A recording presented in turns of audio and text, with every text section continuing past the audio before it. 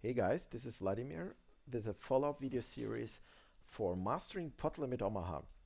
And in this video, we want to talk about how to play from your small blind when defending against a late position open by flat calling pre-flop and how to deal with paired boards. It's a very interesting topic, like all the videos we are making here are touching on specific board textures, and I feel like paired boards are perhaps the most difficult to play, besides the monotone flops, I guess. And here it's going to be very, very interesting. Actually, stuff I didn't even notice myself until I really worked with poker juice and pre-flop ranges, because paired boards are just so confusing, I'll say, especially when the structure is different. So we want to be talking here about when the board is paired but high card heavy, or it's paired and low card heavy, and then there is a flush draw or it's rainbow. And as you know, given the introduction video you've seen, our range from the small blind is very different to the one from the big blind. We are way tighter from the small blind. We are cold calling around 10 to 12%, and our range is pretty much high card heavy. You know, we don't want to have low card type of hands in a small blind, because whenever we flat call a button open, by the way, as we do here, we don't really know what the big blind is gonna do. You know, he can wake up with a strong hand in 3-bet and will have to fold. Uh, so or he 3-bets button 4-bets, we have to fold. We could overcall a 3-bet when he 3-bets and button calls. But whenever we are overcalling a 3-bet or something else, we want to have hands which play well post flop. And we, especially in multi-way pots, as the big blind could also come along and flat call as well. And multi-way pots, you want to have, you know, nut suits as often as possible to be able to push flush draw flops or flush draw structured board textures. And also you want to be able to make the nut boats. You want to be drawing to the nut straight. You want to have the nut wrap. You don't want to have bottom two pair, but you want to have instead top two pair. So basically our range from the small blind is very high card heavy. Now think about it. If our range is very high card heavy, how does this flop like work for us? In a different video, if you haven't seen it, you will see it. If you have seen it, you already know that from the big blind, actually, we do have quite a few trips here in our range. Now, our 3-betting range from the small blind big blind is pretty similar for the most part. And but our range from the small blind is so tight. Um, we don't really have a 6 in our range that often. Think about it in the same way as if you open from UTG and you see a 6-6-4 flop with a flush draw. Or actually, with a flush draw, it's not so bad, but let's say it's rainbow. 6-6-4 rainbow is just terrible for UTG. If you bet and a guy, like, I know so many players who will just abuse you. They will just always raise you, and there is just nothing you can do, which means that you are not even c-betting 6-6-4 from UTG against a button open or even multi-way, because your range from UTG is just aces, kings, Broadway cards, queens, and so on. So you never hit it, which means for us right here is that so let's say button c-bets. Yeah, I don't have it that button c-bet the flop, but it doesn't really matter. We are checking and the button is c-betting. That means we cannot really check raise this flop. All we can do is check call and check fold. Now you could, depending on your opponent, you could go ahead and check raise if your opponent just doesn't know what you're doing. You know, you could exploit him if he's just c-betting 100% and folding or every time you check raise, and just check raise every hand. But we are talking about, you know, game theory optimal play to have a strategy that's unbeatable pretty much. And you want to be check calling here because you do have so many pocket kings which are not good enough to three bet. You do have queens. You do have a hand like that which is folding, as you can see. Well, at 15% equity is just way too little to do anything. But let's say if you change it and give us a flush draw, well, this hand is clearly a check call here, and you have quite a few of those hands in your range, and you don't really have those weak sixes. You do have a six, which is like ace, king, queen, six, ace, king, jack, six, and stuff like that. But that's it. And you could go ahead and check raise for value, but then your check calling range will be too weak. So you do have a hand though like 8866, which we'll be discussing later on for a different type of board texture. Like let's say we go ahead and give us a hand like 8866, which we do have in our called calling range from the small blind, or I mean just 7755, doesn't really matter too much. Something like that, and let's go ahead and remove that. Yeah. So, and we do have 40%. Oh, well, we got open ender here. Um, we are also check calling this hand, but this hand would be actually fine to check raise here because you do have four outs to the, well, you don't have four outs to the nuts, but let's go ahead and make it 7799. We'll have less equity here. So yeah, we do have 26%. So it's not good enough to check call here. This is the perfect hand to check raise this type of flop. Perhaps, yeah, 7788 would be even better because you have gutter then.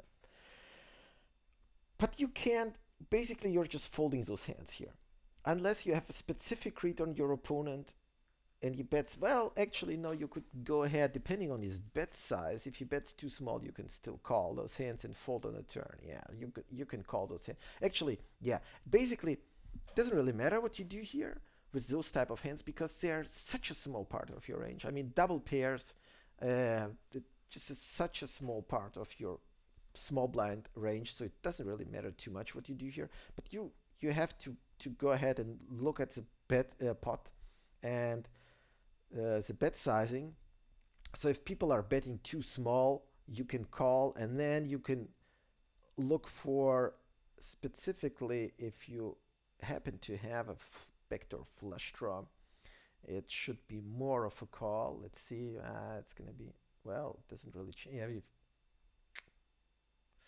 should be changing.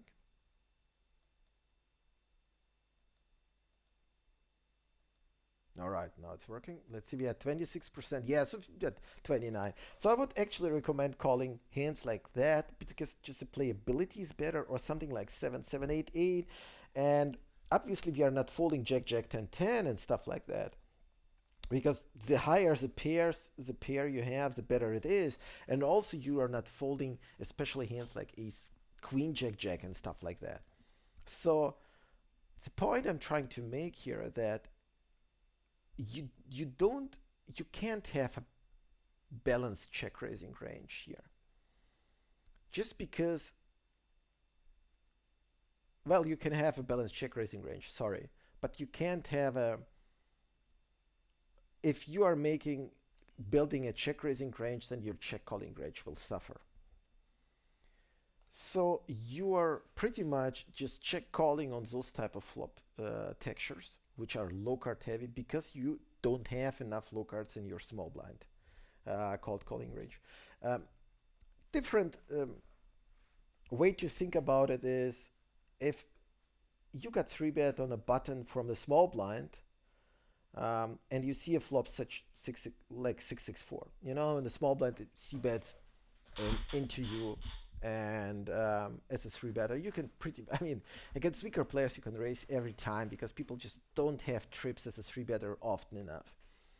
So you are actually then the favorite, and you're allowed to raise the flop just because you can represent the six every time. And your opponent, what is he gonna do? Well, he has to play back at it, and probably by getting it in lighter and check calling some of his over pairs perhaps and stuff like that. But it's quite a huge problem for a player to have a three betting range and never having a like a low card in it. That's why you have to three bet pretty not pretty looking, but pretty strong rundowns to be able to continue to not be fully exploitable. So if we change this flop and make it rainbow by going keeping it 664. By the way, flops are much rainbow flops are coming along way less than flush draw flops. Um, Therefore, you really want to. That's why you want to play suited hands in Omaha because monotone flops, not monotone, but rainbow flops are less likely to happen than with a flush draw. The ones with a flush draw. So right here, if you have a flop like that, on the other hand, your range for check calling, well, check, we don't have a check raising range, right? We just figured it out. So your range for check calling pretty much remains the same as you want to be able to still peel with hands like ace king queen 10, given that you've got just four overcards and your opponent is still betting all the gutters and stuff like that. Obviously you want to add gutters to your range as they will be better, have more equity. As you can see, we can't really see an equity here for his betting range because I think we do have a flush draw here. There we go. We can quickly remove it, but he's not betting tens plus anymore. He will be betting 5-5. And as you can see, he's not betting the super nuts here. He's checking it back for balance purposes. And if we change our range right here quickly into and go ahead and make it ace, can keep the 9 actually. Ace. Well, now we are 3-betting that, but all right, let's make it rainbow, something like that, which you're not 3-betting pre-flop, but still called calling.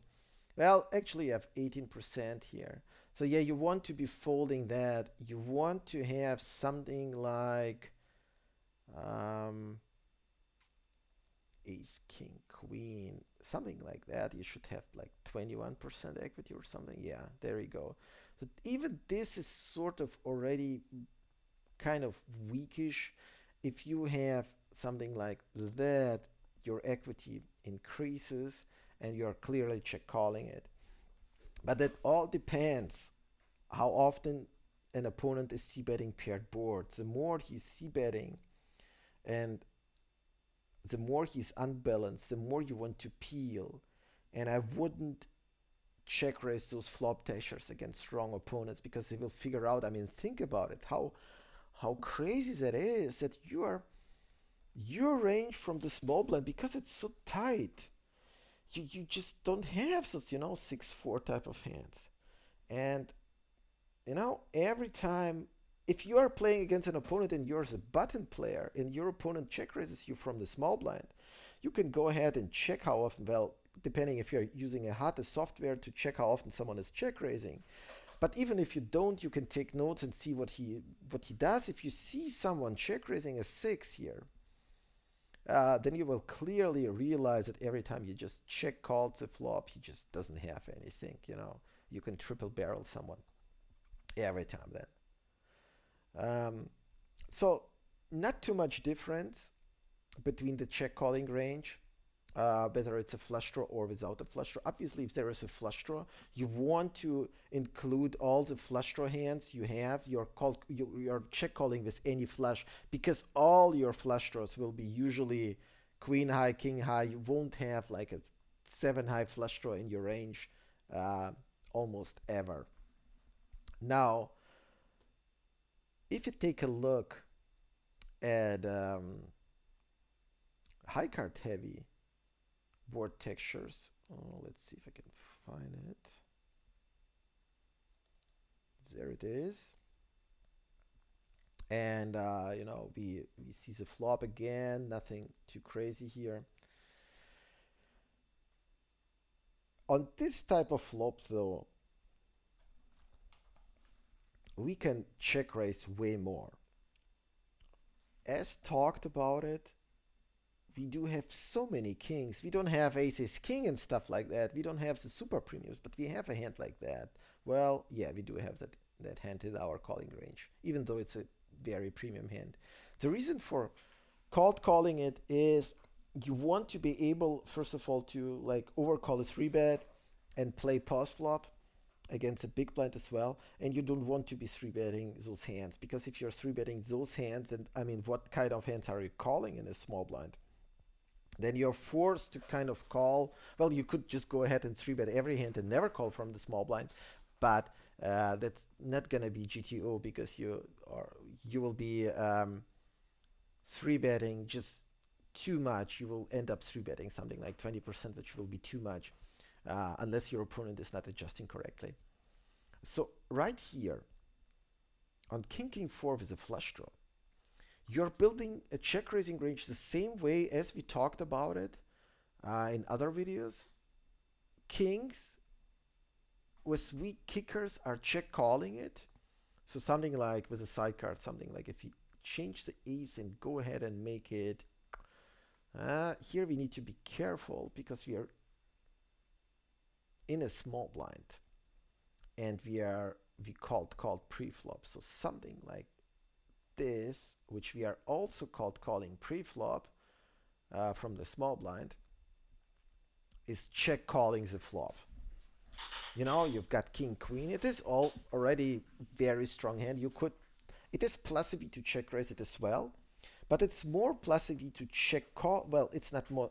It's more plus EV to check raise it probably, but you need to check call it for the sake of having a balanced check calling range, because you're check calling like weak kings, well, not weak kings, but weak trips basically.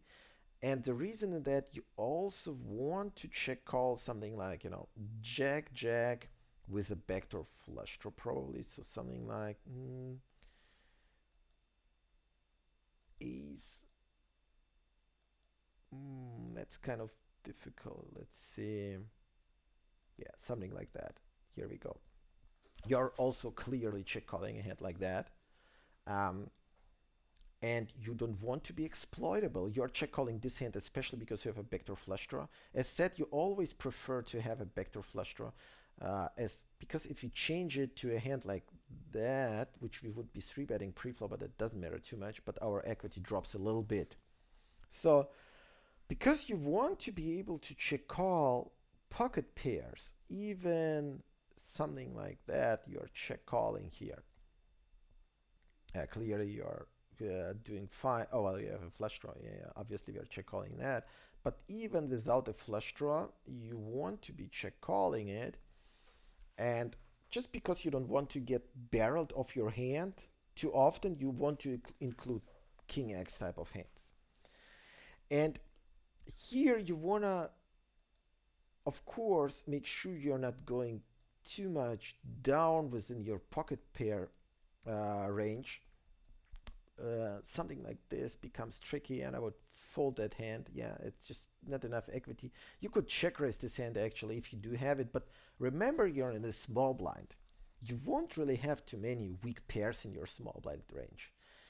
What you should be check raising here, as we want to get to it, is a hand like ace king. Let's see, yeah, something like that.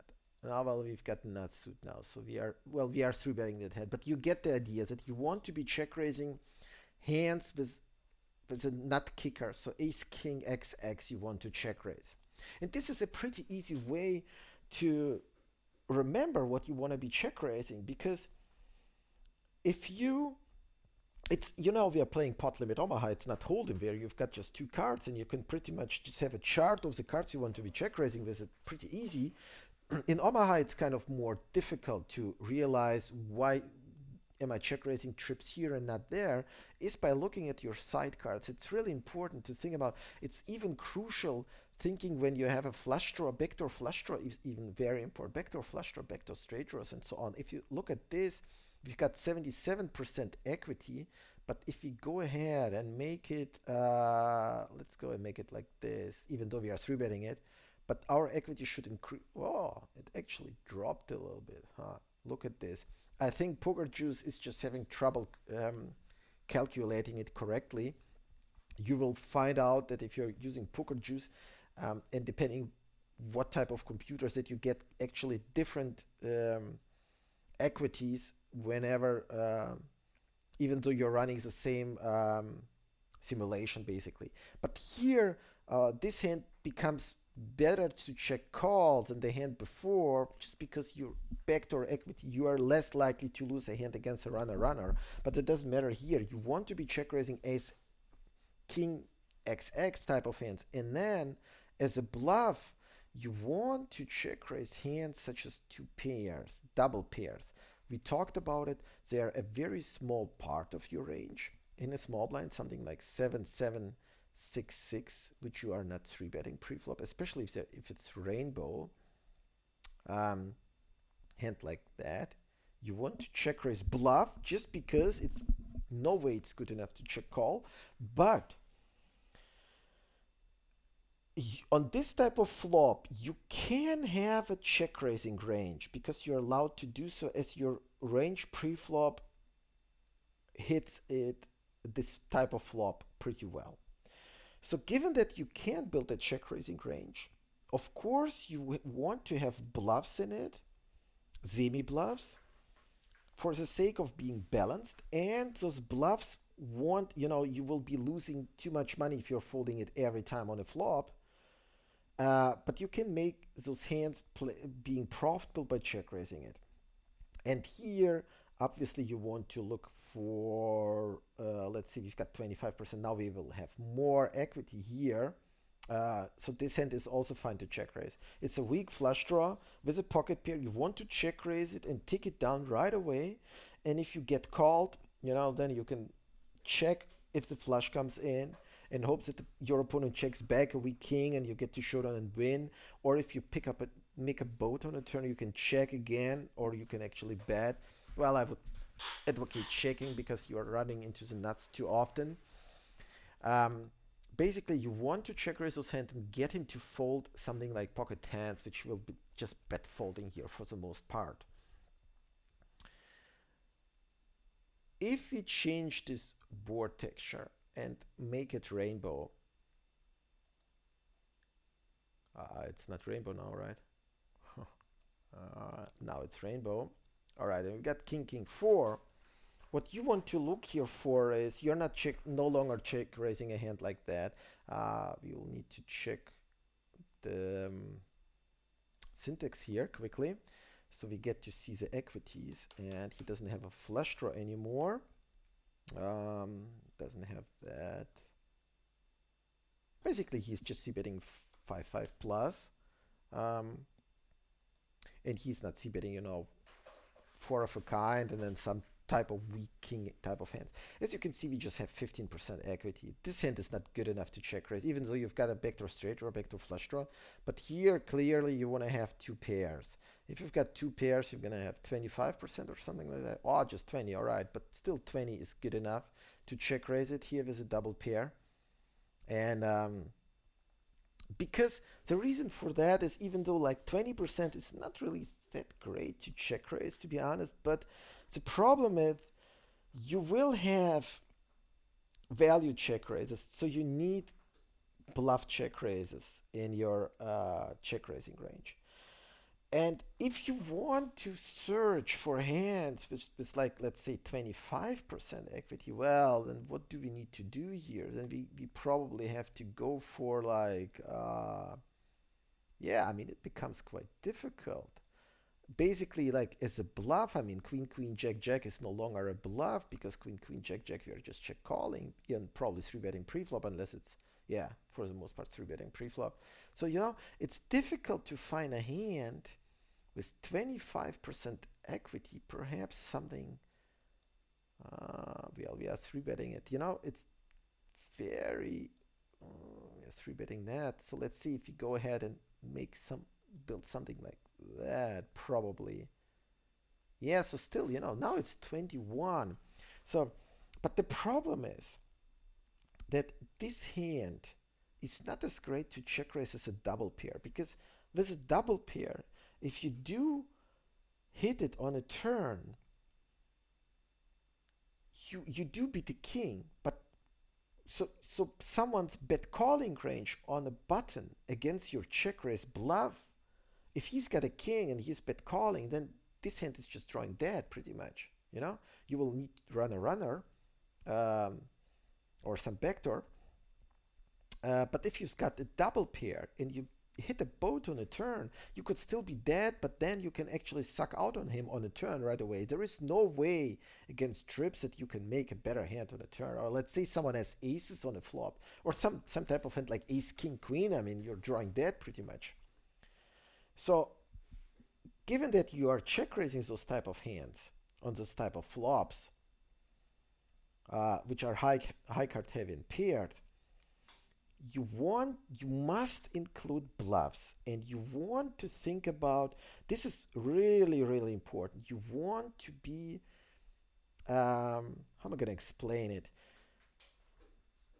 You need to be aware, you need the awareness to understand how does your range look like.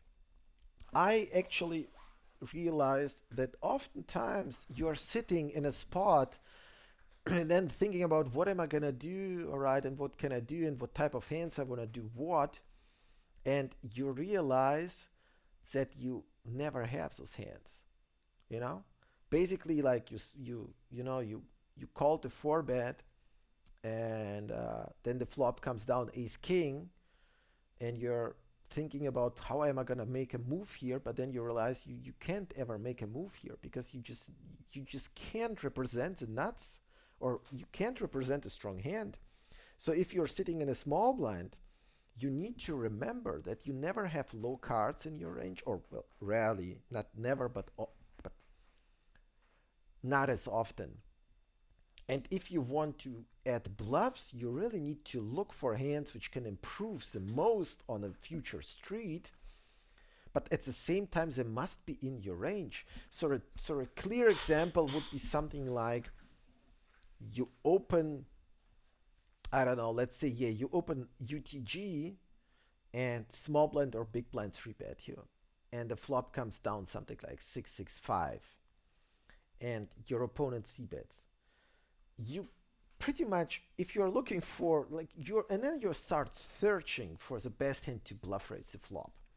Well, first of all, UTG, you probably shouldn't be bluff raising because you don't have a 6 that often. But if you want to bluff raise a flop like 665 in a 3-bet pot, you want to think about, like, you want to have a wrap, you want to have something like 789, 789 X.